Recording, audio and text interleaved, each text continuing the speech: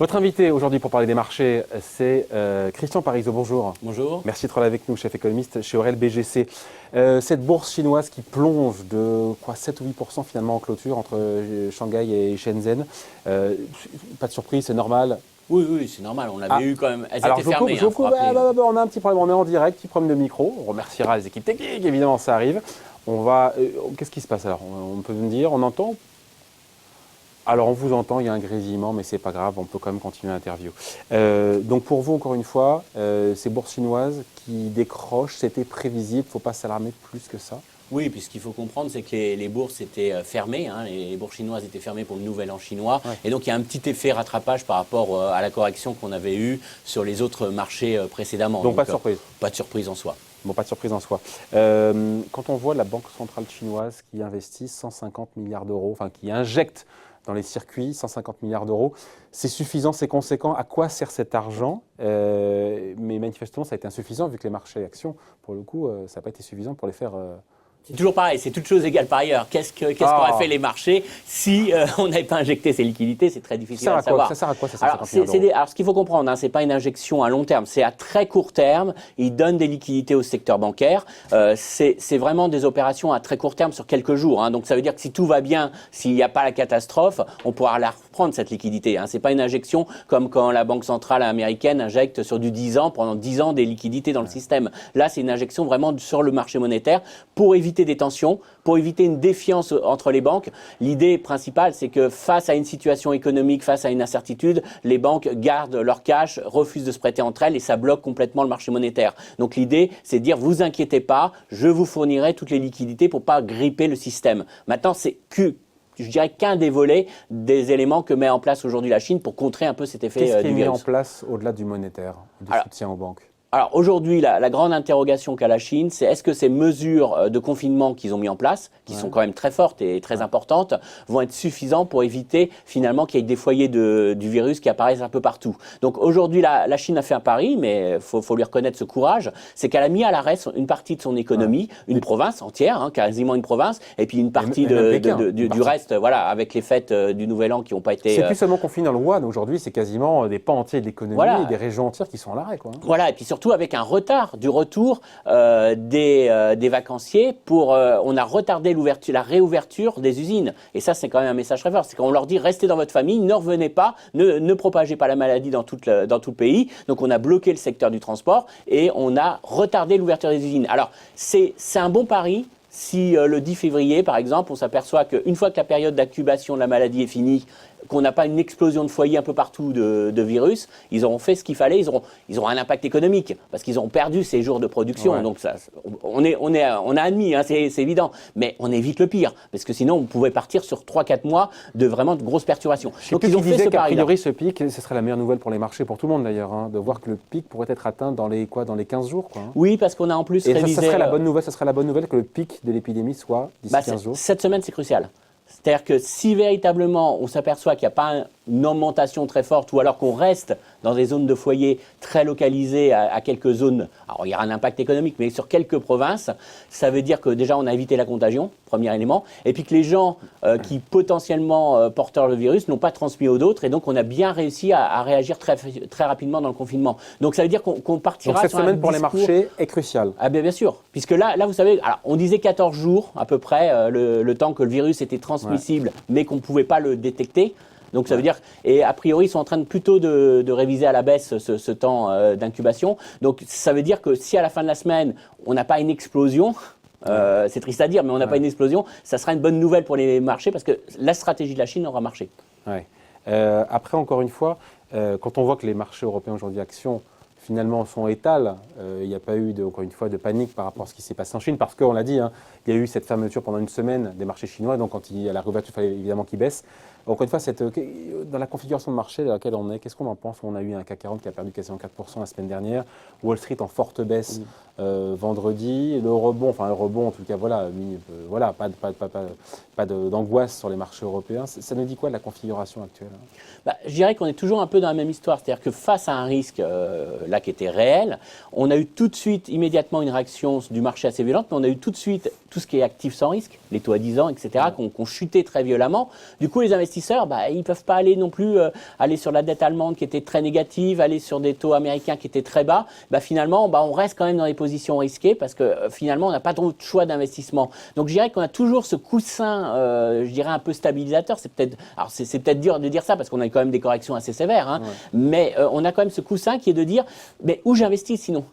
Et c'est ça le problème, c'est-à-dire qu'à un moment donné, on a une telle réaction et on manque tellement d'actifs sans risque, parce que généralement, si on avait eu vraiment cette peur et une vraie crainte, moi je vends j'exagère, mais je vends toutes mes actions américaines et je mets tout sur les obligations d'État américains, par sécurité. Mais j'ai tellement peu de rendement, ou alors je dois payer l'État allemand pour qu'il me serve de coffre-fort, que ça maintient quand même la valorisation des marchés. Donc on n'est pas sur une correction peut-être aussi violente qu'on pourrait le croire, et puis après ça montre aussi que peut-être que les marchés jugent. On a réagi à court terme, on a sanctionné violemment quand même. Hein. Quand vous prenez les corrections dans le luxe, quand vous prenez les corrections dans le secteur aérien, on ne peut pas dire que les investisseurs n'ont pas vu le risque. Donc on a sanctionné quand même, mais finalement on a plus des arbitrages qui sont sectoriels, qui sont liés au tourisme, qui sont liés à l'impact direct de cette crise, plus que véritablement un désengagement massif des actifs risqués. Ça va être crucial parce qu'il faudrait effectivement voir la fin de l'accélération de l'épidémie et le pic qui ne serait pas très loin. En même temps, voir des marchés, est-ce qu'on ne surréagit pas un petit peu, pardon, mais on a un taux de, c'est terrible quand il y a 300 ou 400 morts, mais on a un taux de mortalité, je veux dire, qui est de 3%. Je veux dire, la grippe tue en France, on dit plus de personnes, ça tue 10 000 personnes tous les ans en France, et je ne sais pas combien dans le monde. Est-ce que, encore une fois, il n'y a pas une surréaction par rapport à la létalité, du caractère létal de ce virus? Comme toujours, c'est quel est votre scénario? Oui et non. Oui, il y a peut-être une crainte excessive si ça reste ponctuel sur un mois, qu'on fait le scénario gentil, que tout se passe bien en Chine. Mais je vais prendre juste, sans parler d'une contamination mondiale, mais véritablement, on rentre dans un foyer, plusieurs foyers qui apparaissent en Chine, où on bloque l'activité économique, ce serait qu'un trimestre en Chine. Ce qu'il faut bien comprendre, c'est que si vous bloquez aujourd'hui, pendant un trimestre, la production chinoise, vous allez avoir pas mal d'industries, même en Europe et aux États-Unis, qui vont être complètement à l'arrêt. Je prends un exemple tout bête, vous n'avez plus de disques durs, donc vous n'avez plus d'investissement dans tout ce qui est informatique parce que vous ne pouvez plus développer des data centers. Donc vous allez avoir des problèmes de stockage de données. Donc, la peur des investisseurs, elle est là. Voilà, non mais après ce qu'il faut comprendre c'est que la Chine, et on l'avait vu déjà avec M. Trump quand il a voulu mettre ses taxes, ses droits de douane sur la Chine, c'est-à-dire qu'aujourd'hui on est dans des économies tellement imbriquées. Et vous ne pouvez pas dire aujourd'hui je produis tout en France, je produis tout aux États-Unis. Et il vous suffit d'un petit composant, d'un semi-conducteur, d'une puce qui est fabriquée en Chine et votre chaîne de production automobile est complètement à l'arrêt en France. Donc d'ailleurs, le sujet de savoir si la Chine va faire 5,5, 5,2% de croissance cette année ou 5,7, c'est pas le sujet, il est micro quelque part. C'est la désorganisation des chaînes de production qui sont éclatées et qui passent nécessairement par la Chine sans alternative aujourd'hui. Regardez, tout le ralentissement mondial l'année dernière, c'est M. Trump et ses taxes, qui a imposé aux industriels de réfléchir autrement leur chaîne de production parce qu'il allait peut-être y avoir des taxes et allait augmenter leur coût de production. Là, vous êtes sur quelque chose de plus violent qu'une hausse des taxes, parce qu'une hausse des taxes, au pire, ça vous fait un coût, ça vous augmente les coûts. Donc là, il n'y a pas. Là, il n'y a pas, il y a pénurie. Donc vous êtes à l'arrêt. Vous ne pouvez pas payer 2 fois plus cher le composant qui vous manque, qu'il n'est pas là. L'exemple du composant, qu'est-ce qu'on pourrait donner d'autre comme exemple? On a eu des exemples. On a eu le cas quand il y avait eu Fukushima. Non, mais là, sur la Chine aujourd'hui, dans les composants. Je vous prends un exemple tout bête. C'est la semaine dernière, Tim Cook sur Apple. Super résultat d'Apple. Tous ses produits sont bien orientés. Par contre, très clairement, ils ont des problèmes de production. Ils sont concernés par la zone aujourd'hui. Et si, par exemple, on est sur l'arrêt de la production, ça peut retarder le lancement du prochain iPhone. Puisque là, le prochain iPhone va falloir le produire très rapidement, le mettre en production. Et derrière, regardez, vous êtes en flux tendu. C'est-à-dire que l'iPhone, vous le présentez en septembre. Si vous le présentez en novembre ou décembre, vous risquez de rater les fêtes de fin d'année et pas avoir de stock suffisant. Donc, vous voyez, vous plombez les ventes de fin d'année. Ça peut paraître comme ça anecdotique, mais sur une entreprise comme Apple, qui doit renouveler ses produits tous les ans, on parle de la tech, pas seulement la tech qui peut être impactée. La tech est la plus affectée parce que le secteur technologique, c'est le secteur qui est le plus ce qu'il faut comprendre, c'est que les technologies, tout ce qui est secteur technologique, ça demande énormément d'investissement, beaucoup des usines énormes qui demandent énormément d'investissement et du coup, on a concentré les lieux de production. C'est-à-dire que demain, vous ne pouvez pas dire je me passe totalement de la Chine parce que je vais tout produire chez moi. Parce que derrière, il y a des usines qui sont là. Vous avez une concentration sur certains composants qui sont produits qu'en Chine ou au Japon. Par exemple, il y a une partie des puces qui sont produites qu'au Japon. Donc aujourd'hui, le problème, c'est que ça va bloquer le secteur technologique et derrière, ça bloque que le service, ce qu'il faut comprendre, c'est que derrière, quand vous avez le matériel alors vous allez me dire si je ne changerai pas mon nouveau smartphone, mais derrière, c'est aussi des composants dans les serveurs, des choses comme ça. Donc derrière, c'est toute l'industrie qui est bloquée. Donc je dirais, secteur technologique, c'est le plus visible. Mais après, on sait qu'il y a d'autres secteurs qui peuvent jouer, mais avec peut-être des impacts un peu moindres. On sait que l'automobile peut être affecté, mais là, c'est un mélange des deux. C'est-à-dire que ça affectera la production domestique, donc vous allez avoir de mauvaises ventes sur le marché chinois, mais ça peut aussi avoir des aspects sur certains composants qui sont utilisés dans les véhicules, mais je dirais que c'est moins flagrant que le secteur technologique qui est vraiment le plus sensible à ça. Les secteurs technologiques, donc, les États-Unis sont plus impactés par ça, et pour autant, quand on regarde les performances boursières du Nasdaq sur le mois de janvier, le Nasdaq, il fait plus de... Et même globalement, le S&P fait du surplace, le CAC 40, lui, a baissé de 3%. Ça prouve que les boîtes européennes, parce qu'elles font plus de business en Chine, sont plus impactées par ce qui se passe, par ce virus chinois qui désorganise la production. Alors, ça prouve surtout que le marché ne regarde pas ça en ce moment. Il n'est pas. Enfin, pourquoi on discrimine, pourquoi on sanctionne les boîtes européennes et pas les boîtes américaines? Bon. Alors après, il y a un élément qui est fort aux États-Unis, c'est que toute la hausse de l'indice américain se fait énormément sur les valeurs technologiques, on en parle juste sur quelques valeurs technologiques, et elles ont sorti des résultats exceptionnels sur T4. Sur ce dernier trimestre 2019, c'est exceptionnel. Donc il y a quand même cet effet publication qui a quand même beaucoup rassuré. Mais au-delà de ça, c'est vrai que l'Europe, qui était un élément de soutien très important à la cote européenne, c'était le secteur du luxe. Et lui, le secteur du luxe, il est aussi quand même très directement impacté. Donc il y a ce biais sectoriel. Voilà, parce qu'on sait que le luxe, c'est soit des touristes chinois qui viennent acheter du luxe en France, soit des Chinois qui achètent chez eux du luxe. Mais c'est vrai que le moteur des Chinois a été très important pour l'ensemble du secteur du luxe. C'est un tiers, le luxe, un tiers du luxe est acheté par des Chinois. Voilà, ça devient une pondération énorme dans les ventes du luxe et dans la capitalisation boursière aussi des indices européens, parce que nous, c'est nos tech, c'est nos valeurs technologiques à nous, le luxe maintenant. Donc c'est-à-dire qu'en termes de poids, en termes de dynamisme, et ce qui monte et ce qui a été le plus insensible à la conjoncture, c'est ce secteur-là.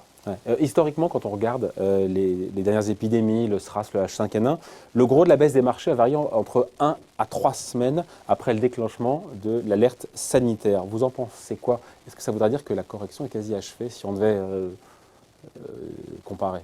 Alors, il faut faire attention avec ces comparaisons historiques parce que le poids de la Chine a beaucoup augmenté entre-temps. Et c'est ça le problème. C'est-à-dire que, et aujourd'hui, le gouvernement chinois n'a pas réagi comme en 2002-2003. Il a mieux réagi. Voilà, il a mieux réagi, il a réagi de manière plus drastique, plus violente.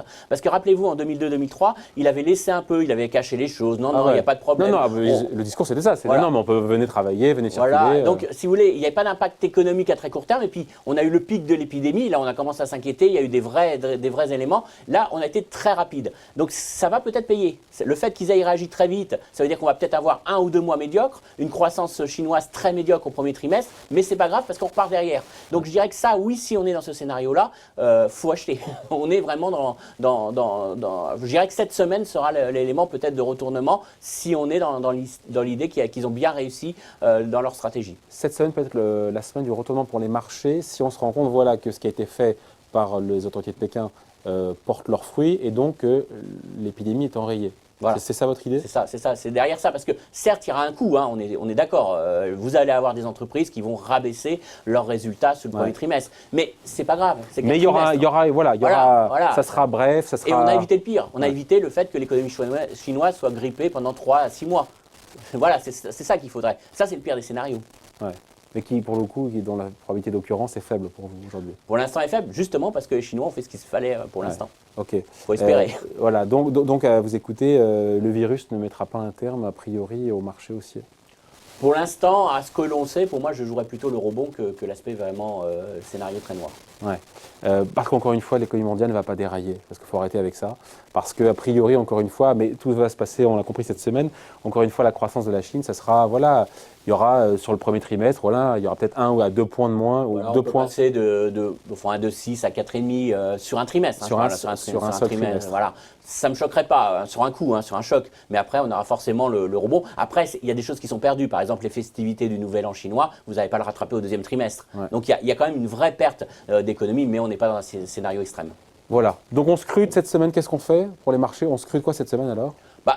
Ça peut paraître idiot, mais le nombre de personnes infectées et surtout les foyers. Est-ce qu'on a de nouveaux foyers dans d'autres endroits? Parce que la grosse crainte… En Chine, oui. Ouais. Après, il y en aura toujours un peu à l'étranger, mais on sent que c'est quand même assez maîtrisé en ce moment. Donc, ce qu'il ne faudrait pas, c'est que des gens de la province qui ont été contaminés aient été voir leur famille un peu partout en Chine et qu'on voit apparaître d'un seul coup des foyers un peu partout dans différentes provinces. Et si ce n'est pas le scénario qui se produit, l'autre scénario, c'est quoi alors? l'autre scénario, c'est si on voit que le nombre d'infectés se multiplie, et puis surtout géographiquement, on le voit dans plusieurs endroits dans la Chine, là, ça relancera quand même des vraies inquiétudes, parce que ça veut dire que ces mesures de confinement n'ont pas été efficaces. Ouais, et donc la désorganisation, encore une fois, des chaînes de sera production durable. sera beaucoup plus durable, malgré, encore une fois, un taux de mortalité qui reste faible, encore une fois. Hein, qui reste, pour l'instant, nettement plus faible que ouais. les précédentes épidémies, ça c'est la bonne nouvelle. C'est le paradoxe pour certains quand même. Hein. Voilà, Et c'est une bonne nouvelle. C'est une bonne nouvelle, mais beaucoup plus contagieux. Ouais. Ça, c'est la mauvaise nouvelle. Bon, on en reparlera. Merci beaucoup. En tout cas, explication signée Christian Parizeau, chef économiste chez Aurel BGC. Merci beaucoup. Merci.